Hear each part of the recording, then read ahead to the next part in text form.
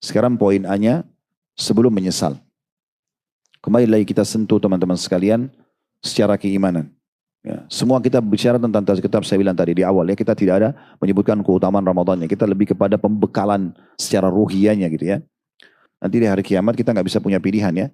Pada saat dibangkitkan, kalau kita orang ahli surga, kitabnya akan terbang sendiri, buku amalnya di tangan kanannya. Kalau dia orang neraka ke sebelah kiri, nggak bisa nolak.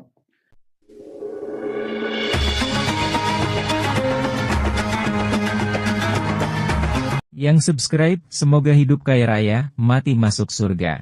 Ada ulama yang menafsirkan waqad ja'akumun nadhir dalam Al-Quran dan telah datang kepada kalian peringatan-peringatan, itu termasuk demam. Semua penyakit-penyakit yang biasa kita rasakan, terutama demam, itu tanda-tanda kematian. Dan sekian banyak tentunya tanda-tanda tersebut yang tidak kita bahas pada kesempatan ini. Kemudian Ka'ab radhiyallahu anhu juga berkata, "Man arafal mauta hanat alaihi masaibud dunya wa humumaha." Salah satu manfaat mengingat kematian, tadi saya bilang menjadi bodyguard dia, bahkan bisa menjadi penghibur terbaiknya dari seluruh musibah dunia. Ada orang zalim sama kita nih. Kita punya piutang, dia nggak bayar. Dia punya utang, kita punya piutang, dia nggak bayar. Tapi kalau kita tahu ada kematian, ada hisab hari kiamat, kita sudah tagih nggak mau. Orangnya hilang, orangnya pergi. Kita tahu saya akan tetap dapat hak saya hari kiamat. Siapapun yang zalimi kita tahu akan kita temukan hak kita di hari kiamat. Bahkan lebih besar daripada perbuatan kejahatan dia. Karena dibayar dengan amal-amal solehnya. Kata Nabi SAW dalam sebuah hadis yang sahih, ya, siapa yang punya permasalahan dengan saudaranya di dunia, selesaikan. Sebelum datang hari tidak ada manfaatnya dirham dan dinar. Gak ada lagi uang, gak ada rupiah, gak ada real, gak ada dolar, gak ada euro di sana. Di akhirat maksudnya. Lalu kata para sahabat, ya Rasulullah, apa nanti di sana? Kata Nabi SAW, amal solehmu atau dosa-dosanya? Gak ada lagi negosiasi yang lain. Maka kita harus tahu teman-teman, mengingat kematian bukan menakut-nakuti, tapi justru bermanfaat buat kita. Semua urusan dunia, masaib dunia, perkara-perkara musibah itu jadi kecil. Kalau kita tahu ada kematian. Al-Hasan Basri rahimahullah, seorang tabi'in yang masyhur berkata, innal mauta fadahad dunya falam yatruk lidhi lubbin faraha. Sesungguhnya kematian itu, kalau betul-betul kita jadikan sebagai teman kita, sebagai bodyguard kita, sebagai pemberi atau pengingat kita, maka dia telah membongkar hakikat dunia yang hanya sebentar. Enaknya makanan di ujung lidah. Ya, enaknya pemandangan hanya sebentar. Jaman tangan juga cuma sebentar. Biologis hanya sebentar. Semuanya sebentar. Dunia memang begitu. Maka dia mengatakan, sehingga tidak menyisakan kegembiraan bagi orang yang berakal. Maksudnya tidak berlebihan dalam urusan dunianya. Seorang muslim bukan tidak boleh menikmati dunia. Dia boleh menggunakan pakaian terbaik, punya rumah yang baik, punya pasangan yang baik, punya anak-anak, punya transportasi, punya bisnis, silakan. Selama 5 huruf halal. Dan meninggalkan 5 huruf yang lain haram. Tetapi dia akan menunggangi, kalau dia ingat kematian, dia akan menunggangi itu untuk dibawa ke akhirat sana. Berapa banyak orang lewat di depan matanya kotak amal, info tentang yayasan sosial, dia nggak peduli. Karena dia tidak berpikir kalau mati itu akan datang. Coba dia berpikir mati itu akan datang, maka akan membuat dia membawa hartanya ke sana. Kata Ibnu Mas'ud radhiyallahu anhu, siapa yang ingin hartanya tidak dijamah oleh tangan pencuri dan tidak dimakan oleh rayap, maka letakkanlah di langit. Sedekahkan. Ya. Fudail bin Iyad rahimahullah pernah menyediakan hadiah akan dikasih ke orang miskin sedekahnya. Kemudian pada saat mereka datang dan mengambilnya, beliau tersenyum lebar. Lalu beliau berkata di depan murid-muridnya, lihatlah orang-orang itu, sambil menunjuk orang-orang miskin yang mengambil hadiahnya atau sedekah beliau, lihatlah orang-orang itu pergi membawa amal-amal kita ketimbangan amal tanpa diupah sedikit pun. Secara kasat mata, orang-orang itu makan makanan yang kita kasih, baju yang kita kasih, tapi itu dunia akan hilang. Tetapi nilainya akan dibawa ketimbangan amal melalui orang-orang ini. Kalau orang faham kematian, dia akan berpikir seperti itu. Dunianya ditunggangi untuk akhiratnya. Bukan dia habiskan semua di dunia ini. Dunia ini sempat lewat saja. Kalau Anda di dunia ini mau makan, tidak masalah. Tapi kalau tidak dapat makanan yang dia suka, biasa aja ganti makanan lain. Tidak perlu gara-gara tidak dapat makanan favorit jadi bahan bicara 2 hari atau 3 hari. Tidak dapat baju kesukaan jadi seperti penyesalan seumur hidup. Dibahas terus sampai berbulan-bulan. Dunia ini. Gak dapat baju itu beli baju lain. Gak dapat makanan ini makan makanan lain. Gak bisa nikah sama yang lain. Selesai. Dunia. Loh benar. Oh iya. Kan kita semua laki-laki. Saya sama bapak-bapak sini laki-laki kan judulnya sama. Laki-laki. Beda casing saja. Iya, ibu-ibu juga sama. Judulnya perempuan, beda casing. Ini Arab, ini bule, ini Melayu. Sama. Kata Nabi SAW, kalian semua dari Adam dan Adam dari tanah. Gak bisa nikah sama ini, nikah sama yang lain. Tolok ukurnya bukan fisiknya. Tolok ukurnya adalah agamanya. Selesai. Bertugas sebagai suami dan istri sampai ajal datang. Habis itu selesai. Dapat balasannya. Kan begitu. Sampai Syekh Utsaimin mengatakan rahimahullah, seorang mukmin akan menjadikan dunia ini seperti WC. Maaf, ini bahasa beliau. Dia masuk dan selesaikan aja lalu dia pergi. Kalau dalam hadits Nabi SAW mengatakan, ada apa aku dengan dunia? Dunia ini perumpamaan aku dengan dunia seperti seorang musafir yang penat istirahat di bawah sebuah pohon lalu pergi. Selalu tanamkan di benak kita kematian akan datang, ada kehidupan akhirat. Jadi dunia itu jadi kecil. Bukan jadi target utama gitu. Kemudian Muhammad bin Wasi' rahimahullah berkata, "Ma dhannuka bi rajulin yartahilu ila al-akhirati kulla yawmin marhala?" Apa pendapatmu? Beliau tanya semua orang yang mendengarkan statement beliau. Termasuk kita ditanya walaupun beliau sudah wafat rahimahullah. Beliau mengatakan bagaimana pendapatmu tentang seseorang, termasuk dirimu sendiri, yang setiap hari menempuh satu perjalanan menuju akhirat. Hasan Basri juga berkata dalam statement yang tapi tidak sempat kami masukkan di PowerPoint ini. Beliau mengatakan, hai anak Adam, engkau hanya hitungan angka. Setiap kali bertambah satu hari, berkurang umurmu. Yahya bin Mu'adz rahimahullah berkata, la yakrahul mauta illa mulim. Fahuwa alladhi yuqarribul habiba minal habib. Ini pemahaman para salaf. Orang-orang saleh begini tentang kematian. Tidaklah membenci kematian kecuali orang yang tercelah. Kalau dia takut mati berarti tidak mau ketemu sama Tuhannya. Dia nggak mau mendapatkan melihat surganya. Dia nggak mau terima pembalasan amal salehnya. Dan biasanya orang takut mati itu karena kurang amalnya. Kata beliau, tidaklah membenci kematian kecuali orang yang tercelah. Karena kematian itulah yang mendekatkan kekasih kepada kekasihnya. Sengaja di akhirnya saya kasih N-nya besar itu kata ganti Allah. Orang kalau mukmin dia rindu kematian. Karena dia tahu dia akan bertemu dengan Tuhannya. Dia akan ketemu dengan Rasulullah SAW. Dia akan ketemu dengan para sahabat. Dia akan lihat surganya. Makanya para salaf itu kalau mau meninggal, teman-temannya pada datang mengatakan berita gembira buat kamu. Mau meninggal dikatakan berita gembira. Kenapa? Mereka jelaskan. Karena sebentar lagi kau akan ketemu dengan Allah. Sebentar lagi kau akan ketemu dengan Rasulullah. Sebentar lagi kau akan lihat hasil amal-amalmu. Sebentar lagi kau akan lihat surgamu. Mati sebuah pintu yang harus kita lalui baru bisa dapat semua itu. Untuk apa kita kejar dunia yang fana ini? Di dunia ini tidak ada kepemilikan abadi. Semua sementara. Baju yang kita pakai, mobil yang kita punya, rumah yang kita punya, apapun di dunia statusnya sementara. Walaupun di situ tulis nama kita. Pas kita meninggal sudah jadi warisan. Bukankah banyak rumah yang kita tempati ternyata rumah itu dibangun oleh seseorang yang sudah wafat tapi dijual oleh ahli warisnya? Dunia. Tapi kalau di surga, di akhirat, selalu Allah hubungkan jannah, kata-kata surga dengan khalidina fiha. Kekal selamanya. Kekal kepemilikannya. Sekali punya istana itu, selamanya. Sekali hidup, selamanya. Sekali punya pasangan hidup, selamanya. Ya, sekali fase itu didapatkan semua punya kita. Nggak akan pindah tangan sama sekali. Itu kehidupan abadi. Sekarang kita masuk ke poin kedua tentang masalah renungan Ramadan. Karena ini berhubungan dengan masalah tema Ramadan. Jadi supaya Ramadan kita lebih bermakna. Ya. Bukan hanya sekedar kita mengetahui keutamaannya saja. Tapi apa yang harus kita persiapkan untuk menyambut Ramadan itu. Berasumsi bahwa Ramadan yang akan datang ini, atau kita coba menanamkan dalam diri kita, bisa jadi dari Ramadan terakhir, merupakan asumsi yang sangat realistis. Masuk akal. Ya, tidak ada yang jamin. Siapa yang bisa jamin dirinya hidup 1 detik ke depan? Apalagi Ramadan gitu ya. Upaya untuk menghadirkan perasaan seperti ini adalah tuntunan Nabi Muhammad SAW. Realitas yang kita saksikan pun menegaskan dan menguatkannya. Terlalu banyak orang yang pernah kita kenal sudah meninggal dunia. Orang tua, paman, tante, kakek, nenek, tetangga, teman-teman dan seterusnya. Betapa banyak sahabat dan orang-orang yang kita kenal dahulu bersama kita pada Ramadan sebelumnya, namun kini mereka telah menjadi penghuni kubur. Kematian datang secara tiba-tiba dan tidak ada seorang pun yang pernah kembali dari kematian ke dunia ini selama-lamanya.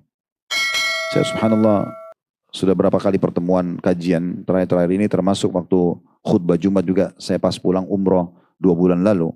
Kami umroh plus Aqsa waktu itu. Ada salah satu sahabat dekat saya, Dr. Aziz rahimahullah. Lebih muda dari saya 2 tahun. Saya lahir tahun 75, beliau lahir tahun 77 gitu.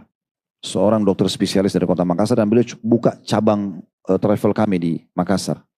Umroh dengan saya. Ngobrol-ngobrol, bisa kita buat program umroh Aqsa. Subhanallah jalan sama saya. Ketawa, makan, ibadah sama-sama. Selama di Aqsa alhamdulillah berjalan dengan baik. Kami ke kota Madinah berjalan dengan baik. Sampai umroh. Pas tiba di Mekah, umroh. Saya buatkan umroh di siang hari agar lebih kosong tempat umroh. Karena orang biasa menghindar dari cuaca panas. Alhamdulillah berjalan dengan baik. Dia sempat liatin saya jamnya. Ustaz, kita tawaf 40 menit cepat banget Masya Allah. Tapi Alhamdulillah dok. Allah mudahkan. Intinya selesai umroh segala macam bisa halul. Malam hari makan dengan saya. Di restoran hotel. Beliau duduk sama istrinya lalu ngobrol-ngobrol. Rencana Ramadan kita buat lagi program Aqsa. Beliau mau ajak anak-anaknya. Dia sempat bilang sama saya begini, Ustaz, saya nggak tahu kenapa ya makanan daging sekarang ini rasanya seperti amis kalau saya cium. Jadi saya cuma mau makan yang manis-manis saja. Oh saya bilang kalau itu bukan, saya tidak ada ilmunya dok. Saya tidak tahu soal makanan ini. Tapi saya bilang saya berdiri, saya ambilin buah beliau itu ada buah plum dan beberapa buah saya ambilkan. Coba dok, coba ini. Udah coba makan, cocok lah. Ngobrol-ngobrol, habis itu udah berpisah masing-masing istirahat. Subuh masih sholat sama saya di masjid. Sholat di masjid kami duduk. Sama-sama, habis selesai itu saya pulang dulu. Dok saya pamit dulu ya. Subhanallah jam 8 atau 8.30 pagi, saya diinformasikan beliau masuk rumah sakit. Tiba-tiba, di belakang hotel ada masjid, ada rumah sakit. Dan informasi dari tim kami, kata dokter di sana, sudah sempat hilang denyut jantungnya 10 detik. Lalu kembali dibantu dengan alat. Tapi perkataan dokter di saat itu tiba-tiba mengatakan sepertinya harapannya sangat kecil. Dan ternyata betul, menjelang sore hari beliau wafat, rahimahullah. Tapi alhamdulillah meninggalnya dalam kondisi baik. Dalam kondisi beribadah kepada Allah subhanahu wa ta'ala. Anda mau mati husnul khatimah? Sederhana. Biasakan mengisi detik-detik hidup kita dengan amal-amal saleh. Mau mati su'ul khatimah? Isi aja dengan perbuatan buruk. Karena kata Nabi SAW, seseorang itu akan meninggal ya dengan amal-amal yang dia terbiasa lakukan. Walaupun kita rahasiakan nih sholat malam kita bisa meninggal dalam kondisi sholat malam. Dalam kondisi baca Quran, dalam kondisi umrah dan haji, dalam kondisi dan seterusnya. Jihad, bakti orang tua dan seterusnya. Orang pintar merahasiakan zinanya, ribanya, kejahatan-kejahatannya. Dia bisa kemas depan orang dia baik, Allah bongkar. Sebelum dia meninggal dia akan kerjakan perbuatan tersebut. Maka teman-teman kita harus pahami baik-baik. Terlalu banyak orang sebelum kita dari sahabat, orang-orang yang kita kenal meninggal dunia. Ramadan lalu masih sama-sama. Ramadan sekarang sudah tidak ada. Dan kebetulan memang beliau Ramadan lalu bersama kami juga. Ya, haji juga bersama dengan saya. Subhanallah. Tapi sudah Ramadan ini sudah tidak ada lagi. Ya. Hasan Basri berkata, rahimahullah, Inna Allah ja'ala Ramadana midmaran li khalqih. Yastabikuna fihi ila mardati. Fasabaqa qawmun fafazu. Wa takhallafa akharuna fakhabu. فالعجب من اللائب الضاحك في اليوم الذي يفوز فيه المحسنون ويخسر فيه المبطلون. Ini nasihat untuk mengobati hati kita. Ini masalah keimanan. Beliau mengatakan rahimahullah Hasan Basri. Hasan Basri ini perlu kita fahami di masa hidup beliau, orang kalau sudah merasa imannya lemah selalu datang minta nasihat karena ngomongnya masalah akhirat aja terus. Beliau mengatakan begini, sesungguhnya Allah menjadikan bulan Ramadan sebagai arena perlombaan bagi hamba-hambanya. Mereka berlomba-lomba di dalamnya untuk meraih keridhoannya. Maka ada sekelompok orang yang berhasil lebih dahulu, lalu mereka menang. Dari awal sebelum Ramadan, kayak misalnya antum di sini insya Allah hadir, saya yakin niatnya itu supaya kita lebih semangat menyambut Ramadan. Ada orang seperti ini. Ada orang ya sudahlah, gak penting nanti aja Ramadan tiba. Ada orang bahkan tidak peduli Ramadan datang dan tidak Ramadan sama aja, maksiat aja terus. Maka kata beliau, ada orang sekelompok dari kaum muslimin itu berhasil lebih dahulu. Mereka persiapkan diri, mereka memaksakan diri untuk ibadah di situ, mereka menang. Dan ada kelompok lain yang tertinggal, lalu mereka merugi. Maka sungguh mengherankan orang yang terus bermain-main dan tertawa-tawa pada hari ketika orang-orang lain justru berbuat kebaikan, memperoleh kemenangan. Dan orang-orang yang berbuat kebatilan mengalami kerugian. Kemudian Ibnul Jauzi memberikan nasihat yang luar biasa. Ini nasihat yang renungi baik-baik. Ya, beliau bicara ini dengan perumpamaan tapi menarik sekali. Saya baca ini sampai saya ulang-ulangin gitu ya. Beliau mengatakan dalam buku Bustanil Wa'idhin, anna mathala hadha syahri kamathali rasuli sultanin ila qawmih. Fa in akrama sya'nahu wa 'azzamu makanahu wa syarrafu manzilatahu wa 'arafu fadilatahu raja'a ar-rasulu ila sultani syakiran li af'alihim madihan li ahwalihim radiyan li a'malihim fayuhibbuhumus sultanu ala dzalika fayuhsinu ilaihim kulla ihsan. Kata beliau begini terjemahnya. Sesungguhnya perumpamaan bulan ini, maksudnya bulan Ramadan, adalah seperti seorang utusan raja yang diutus kepada satu kaum. Jadi kita ini semua kaum, kemudian ada satu, kita tahu raja ini berkuasa, dia utus utusannya datang. Kata beliau, apabila mereka, kita maksudnya ini, memuliakan utusan, mengagungkan kedudukannya, menghormati posisinya, dan mengenali keutamaannya, kedudukannya, maka sang utusan akan kembali melapor kepada raja dengan penuh rasa terima kasih atas perbuatan mereka, memuji keadaan mereka, dan merasa ridho terhadap amal-amal mereka. Maka sang raja pun mencintai mereka karena hal itu, lalu berbuat baik kepada mereka dengan segala bentuk kebaikan. Ini ibarat Ramadan ya, seperti utusan Allah datang kepada kita dan akan pergi. Kalau kita muliakan, kita sambut, kita maksimalkan, Ramadan akan pulang merapor kepada Allah Subhanahu wa taala. Hamba-hambamu ya Allah ini maksimalkan. Maka Allah pun akan berbuat baik pada orang seperti itu. Wa in istakhaffu bi ri'ayatihi wa hawwanu li'inayatihi wa lam yunziluhu aw yunziluhu manzilatahu minal ikram wa fa'alu bihi fi'lal li'am raja'a ar-rasul ila as-sultan wa qad ghadiba 'alaihim min qabihi af'alihim wa sayyi a'malihim fayaghdabu as-sultanu li ghadabihi kadzalika yaghdabu Allah subhanahu wa ta'ala 'ala man istakhaffa bi hurmati syahri Ramadan. Ini nasihat dalam, kata beliau begini. Namun apabila mereka orang-orang yang kedatangan Ramadan meremehkan pelayanannya, tidak menyambut dengan baik Ramadan, menganggap remeh perhatiannya, nggak penting untuk diperhatikan, tidak menempatkannya pada kedudukan yang semestinya, tidak memaksimalkan ibadah di dalamnya, dalam pemuliaan dan memperlakukannya dengan perlakuan orang-orang hina, menganggap remeh, maka utusan akan kembali kepada raja dalam keadaan murka kepada mereka karena buruknya sikap mereka dan buruknya perbuatan mereka. Maka sang raja pun murka karena kemurkaan utusannya. Demikian pula Allah subhanahu wa ta'ala murka terhadap siapa saja yang meremehkan kehormatan dan kesucian bulan Ramadan. Beliau masih melanjutkan nasihatnya Ibnul Jauzi rahimahullah. Faya ayyuhal insan, hada syahru Ramadan syahru taubati wal gufran, wa huwa rasulun min indil malikid dayyan, faman akramahu minkum hakikatal ikram, wa hafidha fihi lisanahu min kabihil kalam, wa batnahu min aklir riba wal haram, wa amwal al-aramili wal aitam ghafara lahul malikul allam wa akramahu ghayatal ikram wa adkhalahul jannata ma ahli ta'ati wal ihsan. Ini penutupan statement beliau. Beliau mengatakan, wahai sekalian manusia, setelah dengar nasihat tadi, inilah bulan Ramadan. Ya, inilah bulan Ramadan, bulan taubat dan ampunan. Fahami baik-baik, taubat itu dan ampunan tiket VIP ya. Andai saja Allah tidak bukakan kita pintu taubat dan pengampunan, teman-teman, luar biasa. Setiap dosa kita pasti Allah hukum tanpa ampun. Tapi karena Allah kasih pintu taubat, ini luar biasa. Saya biasa bahasakan ini tiket VIP. 30 tahun, 40 tahun lalai dari kewajiban, berbuat maksiat, taubat hitungan detik, kembali kepada Allah. Kata Imam Nawawi rahimahullah dengan 3 syaratnya. Meninggalkan dosa itu seketika, menyesali dan janji sama Allah tidak mengulanginya. 3 itu. Meninggalkan lagi zina, lagi riba, lagi namimah, adu domba, tinggalkan. Yang kedua sesali. Yang ketiga, ya bertekad tidak akan mengulanginya, maka akan diterima taubatnya. Maka kata beliau, wahai manusia, ini bulan Ramadan, bulan khusus, dikhususkan untuk taubat, segera untuk bersihkan kesalahan-kesalahan kita dan ampunan. Ia adalah utusan dari sisi raja yang maha mengadili.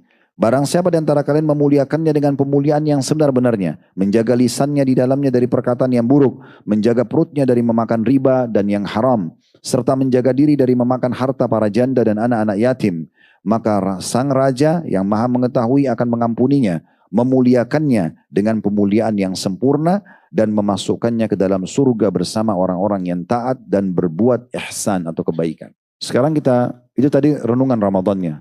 Saya bilang di awal tadi pembukaan di renungan Ramadan kita ada 3 poin. Poin A, B, C. Sekarang poin A-nya sebelum menyesal. Kembali lagi kita sentuh teman-teman sekalian secara keimanan. Ya, semua kita bicara tentang kitab saya bilang tadi di awal ya, kita tidak ada menyebutkan keutamaan Ramadannya. Kita lebih kepada pembekalan secara ruhiyahnya gitu ya. Berapa banyak orang teman-teman sekalian menyesal, tapi sayangnya penyesalan selalu berada di akhir. Di saat ajal sudah datang, di saat sudah masuk ke kuburan, di saat nanti hari kebangkitan, tapi sudah tidak ada manfaatnya lagi. Yang luar biasanya, Allah subhanahu wa ta'ala memberikan kita kesempatan sebelum datang hari penyesalan, itu dengan segera kembali kepada Allah subhanahu wa ta'ala. segera kembali kepada Allah Subhanahu wa taala, segera taubat. Kembali nanti akan kita bahas di poin C-nya masalah taubat gitu ya. Allah mengatakan dan membuka dirinya yang mulia, ya, peluang bagi siapapun yang berbuat dosa sebanyak apapun masih bisa dibersihkan. Dalam surah Az-Zumar, surah nomor 39 ayat 53 sampai ayat 55. Qul ya ibadiyalladzina asrafu ala anfusihim la taqnatu min rahmatillah. Innallaha yaghfiru dzunuba jami'a innahu huwal ghafurur rahim. Wa anibu ila rabbikum wa aslimu lahu min qabli an ya'tiyakumul adzabu thumma la tunsarun. Wattabi'u ahsana ma unzila ilaikum min rabbikum min qabli an ya'tiyakumul adzabu baghtatan wa antum la tash'urun. Katakan hai Muhammad, wahai hamba-hambaku yang telah melampaui batas. Saya sudah sekian tahun berzina Ustaz, saya selalu riba, saya selalu berbohong, saya selalu menipu, saya pernah membunuh jiwa, saya pernah ini dan itu. Allah mengatakan, suruh Nabi SAW bilang, katakan, wahai hamba-hambaku yang sudah melampaui batas terhadap diri mereka sendiri. Jangan kamu berputus asa dari rahmat Allah, karena sungguhnya Allah mengampuni dosa-dosa semuanya. Asal mau kembali kepada Allah. Sungguh dialah yang maha pengampun, juga maha penyayang. Dan kembalilah kamu kepada Tuhanmu. Kalau mau betul-betul baik, kembali kepada syariatnya, terapkan dalam hidup di sisa umur kita. Dan berserah dirilah kepadanya dalam setiap menghadapi ujian, sebelum datang azab kepadamu, kemudian kamu tidak dapat ditolong. Dan ikutilah sebaik-baik apa yang diturunkan kepadamu dari Tuhanmu dalam syariat Islam, sebelum datang azab kepadamu secara tiba-tiba, sedang kamu tidak menyadarinya. Ayat tentang penyesalan, ya, disebutkan oleh Allah Subhanahu wa taala masih dalam surah Az-Zumar tapi di ayat 50-nya. Kalau tadi kan ayat 30-an ya. Kalau ini ayat 56 sampai 58.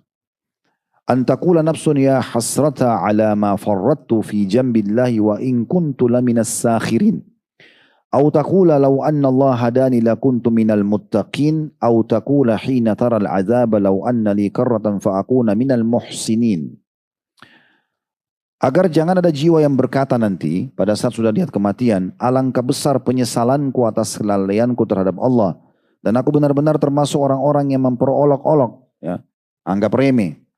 Atau berkata, sekiranya Allah memberi petunjuk kepadaku, niscaya aku termasuk orang-orang yang bertakwa, tapi tidak ada manfaatnya lagi diucapkan itu pada saat kematian datang.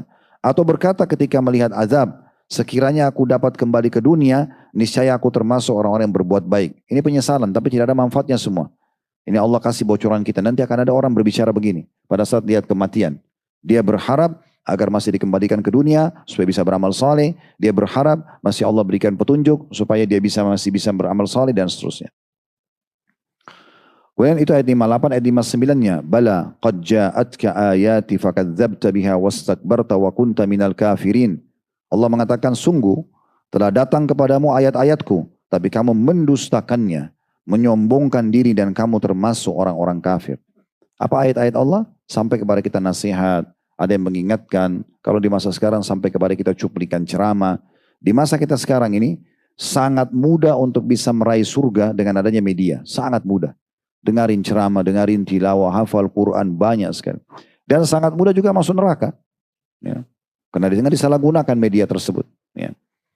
Jadi memang tidak ada lagi alasan nanti hari kiamat, oh saya tidak tahu ya Allah. Apa di masa sekarang luar biasa. Pelosok-pelosok kota terkecil, desa terkecil pun sampai handphone. Sampai sinyal. Ya. Tidak ada lagi alasan untuk mengatakan, oh saya tidak tahu. Begitu juga Allah ingatkan dalam surah Al-Haqqah, surah nomor 69 ayat 25 sampai ayat 30. Ayat 25 sampai ayat 30.